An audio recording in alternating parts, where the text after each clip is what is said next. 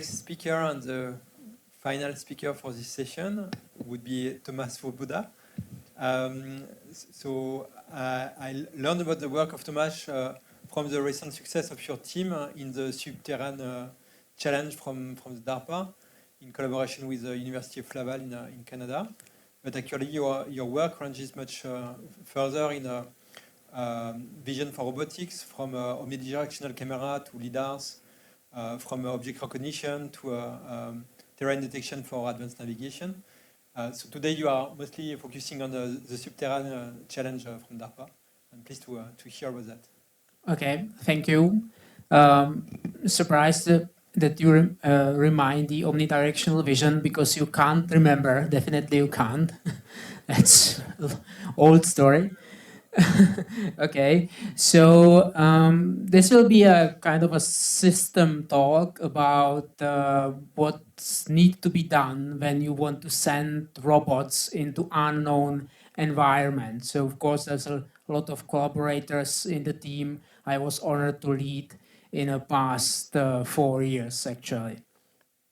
So the motivation what we did was based on the DARPA Sub-T challenge specification. So it was a 3 years long competition, say challenge/competition, where the robots were asked to go into unknown environment and find and locate as many objects as possible in the given time.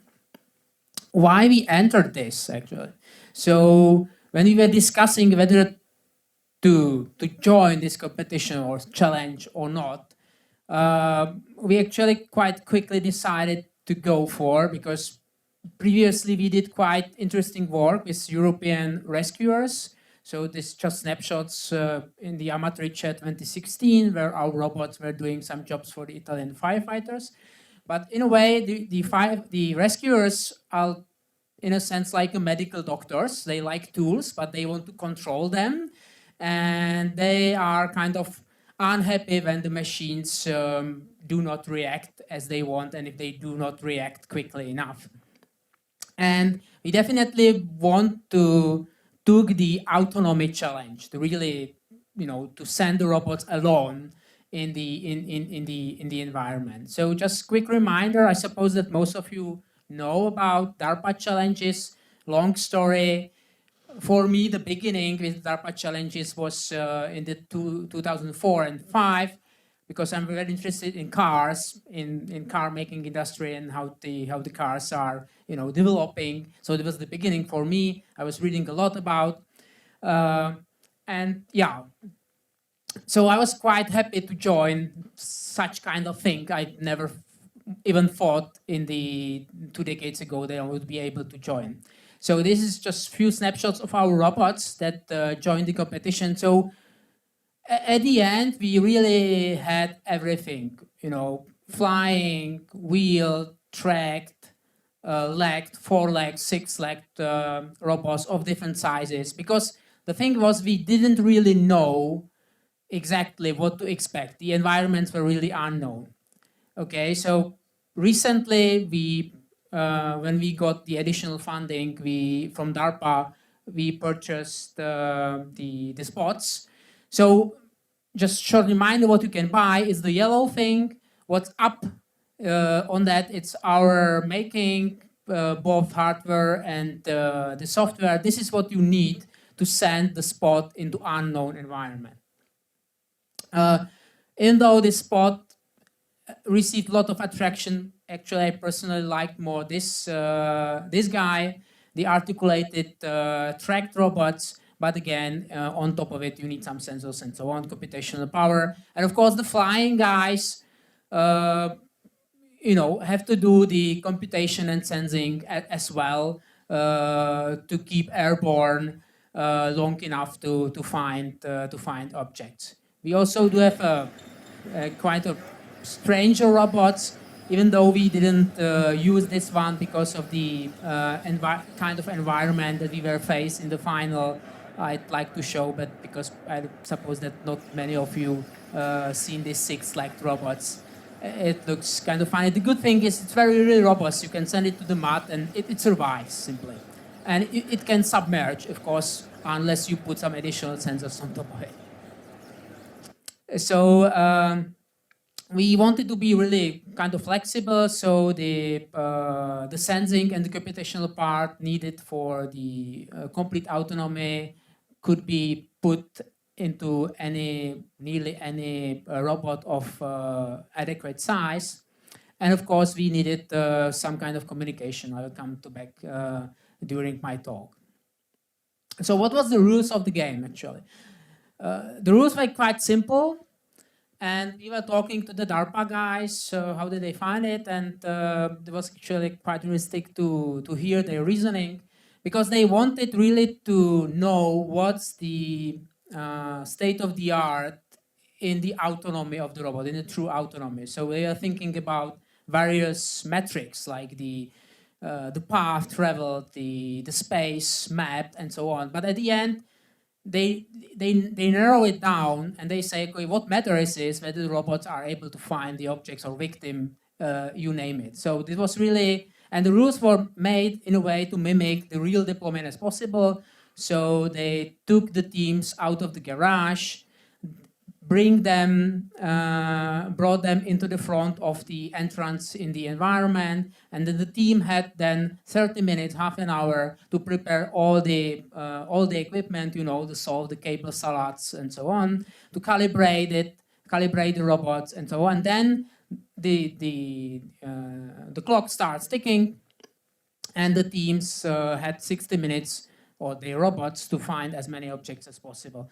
And the truth is that the system didn't really need to be fully autonomous, but only one person was allowed kind of to communicate with the robots, provided there was any connection. So pictorially, in garage, bringing the robots, you know, bring out of the van and so on, you know, solving cable salads, calibrating the robots, because as I mentioned, the goal was not only find but also to locate. So at the entrance, you can see the entrance door. There are some calibration marks. So all the robots had to be calibrated to the one unique coordinated frame. And then the robots went in. There was no limit for number of robots, kind of the robots, and so on. And report. It's also important to report the objects and the position. So of course, the robots might go in very deep, losing the connection, but in order to get some points, the robots had to go back close enough to report the found objects. Once again, only one person was able to communicate, and even there was no help allowed, so even the other guy standing around couldn't interfere with the guy looking at the screen. So what is the building bricks? I suppose the robotics guys know already. So you need the 3D mapping, obviously. You need some algorithms for exploration. Exploration meaning that, you know, the robot's sensing environment, it never seen before. So the robot has to decide where to go next. That's the exploration in my understanding. The object detection. And I mean, to get the system working, you need some high-level control of the overall system, and to get the points, you need to get out the information, so there's some communication needed. So the 3D mapping, actually, the environment was unknown, but very well suited for the 3D mapping, in fact, for the LiDAR-based 3D mapping. So with the rise of the 3D LiDARs, sort of all the teams at the end succeeded. So just visually, so this is the visualization of the mapping of the final round, and of course the maps. I don't know how well it is visible, but of course there is some work needed. You need to offload the maps to the drive because they get too big to keep it in memory. You need to recover from failure and so on. You can imagine, but interestingly perhaps is that we didn't use at the end any loop closure. So it was really incremental as the robot were going in. They were incrementally building the maps. Yet the accuracy was good enough to report the objects with the given tolerance. So to navigate the robot through the environment, you need obviously the denser maps. So the localization and the localization before was quite sparse maps. Because of the memory, you can create denser maps in the neighborhood, and you can do the reasoning about whether the robot can go there about or not. Of course, the traversability capabilities of the individual robots are different. So you can well, we did some say training of the robots to find out what the actual traversability of the robots are. Where to go? I'd rather show this. There could be various strategies how to do the exploration. So for us, essentially, we did the detection based on the vision. So we wanted to increase the visual coverage of the environment as possible, and this was the driving metrics how to choose among various frontiers. So frontier is you can think about the point at the edge of the known world, so to say. And of course, as multiple robots were involved, it doesn't make much sense to duplicate the effort. So once coming at the crossing, the robots decided to go to the unexplored environment. Yeah, well, actually, for the detection, as I said, we used mostly vision. There were kind of, at the end, 10 objects of various sizes, spanning from cell phone to a mannequin representing a human victim. There was also gas detection that was made on a special hardware. But simply speaking, we did the shopping in the computer vision world and applied the latest state-of-the-art method adequate for us. So at the end we used the YOLO, I think version 3. So this is just a glimpse of this is actually for the C.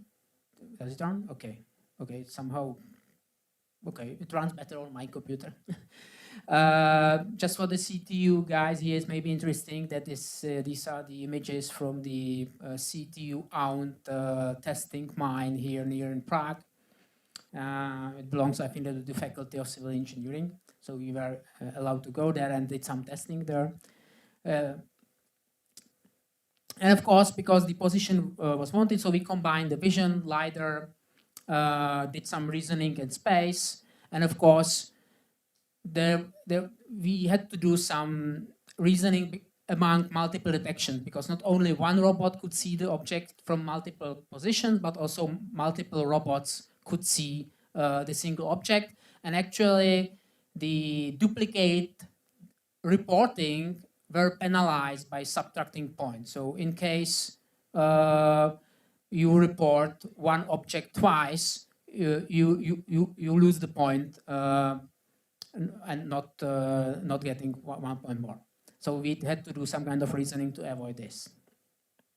Communication.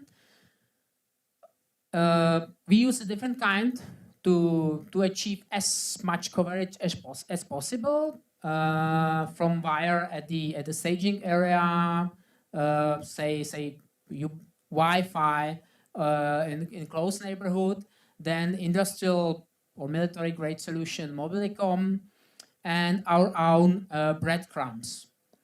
This is perhaps the most interesting part. I'll come to in a second.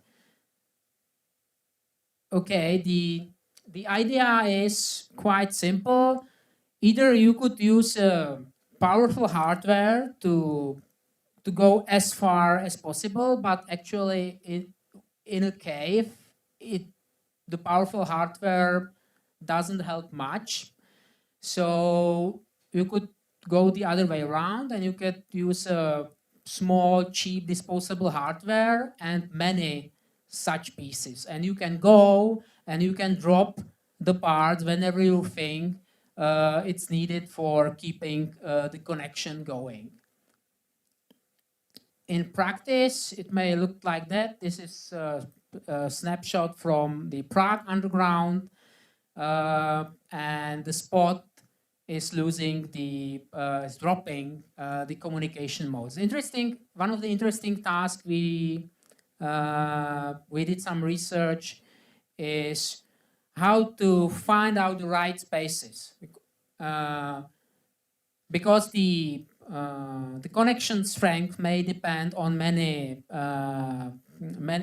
many things, on material, on the terrain, the robot traverse, and so on. So we really wanted to learn or create a model that would be able to predict the right positions based on the map created so far.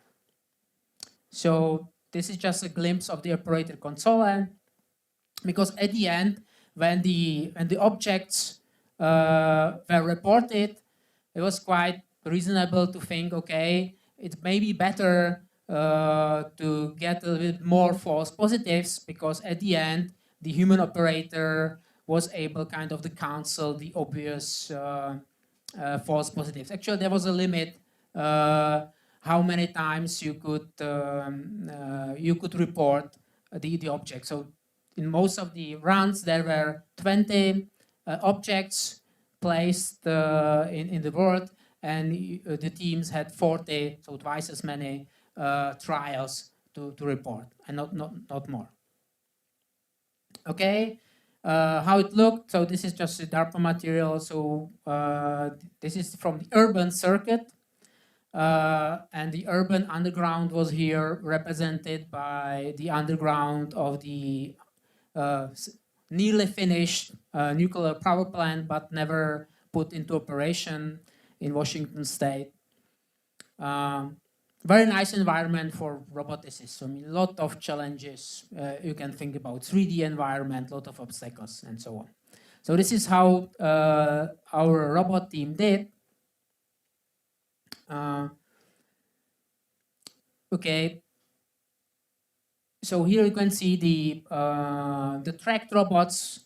These are the videos we were given after the competition, because the DARPA organizers put essentially the surveillance everywhere to get an overview. Here is what you can think about the robot is doing mapping, assessing the traversability and controlling the flippers in a way that safely descends the staircase several floors down.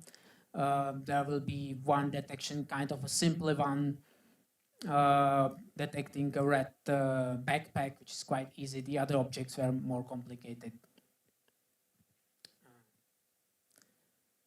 Okay, the flying guys, of course, they had to do the same. So the mapping, finding objects, reporting, staying airborne, and so on. So actually, this environment was sort of good enough for flying. There was enough free space. The final event was not so favorite to the flying. It was much narrower, so not that much flying in there. But in this power plant, it was quite useful to use the flying robots. Just maybe for you interesting how the DARPA did the combining all the challenges. So these are how it looked, the environment where the robots were supposed to move. And in fact, the DARPA built a several hundred meters long maze of corridors of different kind within a Limrock cave in Kentucky. So really huge effort DARPA put into organizing. I think that all roboticists would have loved to have such kind of playground close to the labs. So this is the map, how it looked, but of course we didn't see the map before the competition. So just snapshots, the robots, okay, going there. Okay, so this is how it looked from the, okay, so I'm obviously running out of time. So we did quite well, and this is just a snapshot. So thank you for your attention.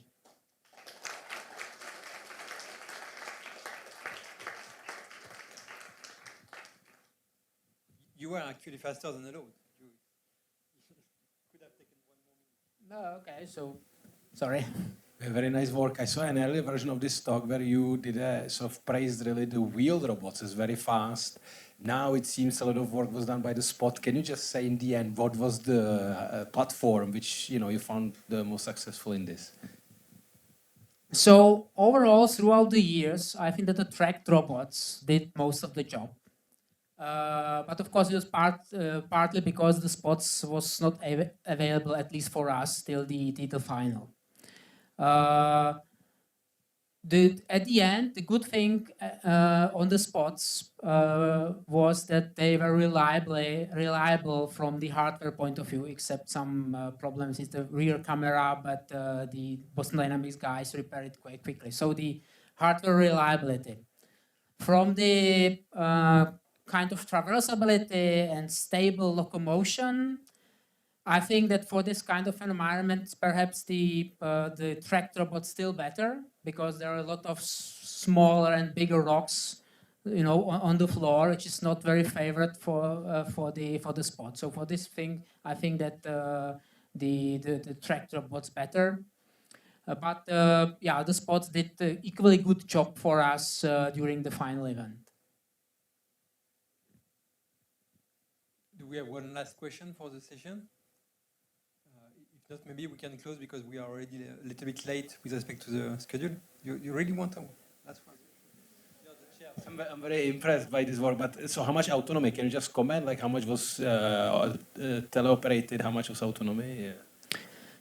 So at the end, there was actually, for us, it was more autonomy than actually needed, because the environment was relatively small. So some teams actually reported they were able to keep the connection throughout the whole course.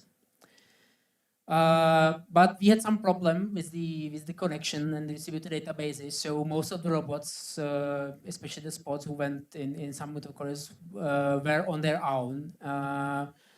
But it was still the kind of assisted autonomy. So throughout the 60 minutes, so the operator definitely had the chance to communicate with the robots, like sending him to the right and commanding go back in that way.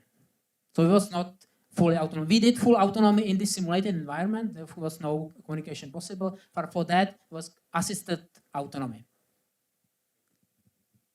Okay, let's close the session. Thank you for your attention. Thank you to the speakers.